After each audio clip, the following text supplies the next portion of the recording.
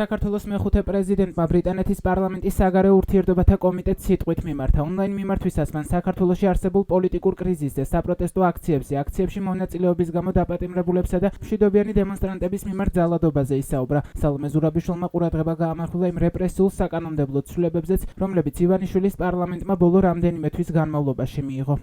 თუ სიტუაციას აღწერთ საქმე მხოლოდ არჩევნების манипуляციას და ჩვენი ევროპული გზის შეჩერების განცხადებას არ ეხება. ეს ეხება გზას, რომელსაც ბოლო 30 წლის განმავლობაში ყველა საზოგადოებრივი აზრის კვლევისა და არჩევნების მიხედვით მოსახლეობის 80%-ზე მეტი უჭერს მხარს. ამ განცხადების შემდეგ ძალიან სწრაფად გაგრძელდა პროცესი, რომელიც უკვე გასულ წელს დაიწყო ეგრეთ წოდებული რუსული კანონის გამო. ეს არის ზუსტად ის კანონი, რომელიც რუსეთში სამოქალაქო საზოგადოების ჩასახშობად გამოიყენეს. თუმცა საქართველოში ეს პროცესი წარმოუდგენლად სწრაფად მიმდინარეობს. ფაქტობრივად ყოველ მეორე დღეს ახალი კანონები მიიღება, რომლებიც ასევე რუსული კანონების ასლია. ამასთან რეპრესიების მეთოდებიც, ქუჩებში ძალადობა, ადამიანების გატაცება და გაუჩინარება მეტროდან და საკუთარი სახლებიდან და შემდეგ მათი პოლიციის განყოფილებაში ან ციხეში აღმოჩენა ძალიან ჰგავს რუსულს.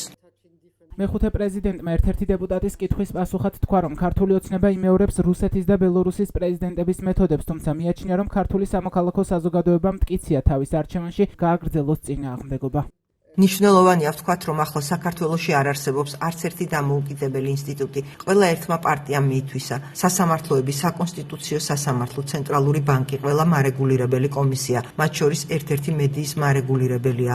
ახლა აი ამ საფეხურზე ვართ. რაც შეეხება ბელორუსს, არის ერთი მნიშვნელოვანი განსხვავება. ქართული სამოქალაქო საზოგადოება ძალიან მტკიცია. საქართველოს მოსახლეობის მახასიათებელი განსხვავებულია. საქართველოში სამოქალაქო საზოგადოება და არასამთავრობო ორგანიზაციები ჯერაც ძალიან ცოცხალი და ისინი წინააღმდეგობას უწევენ რუსულ კანონებს.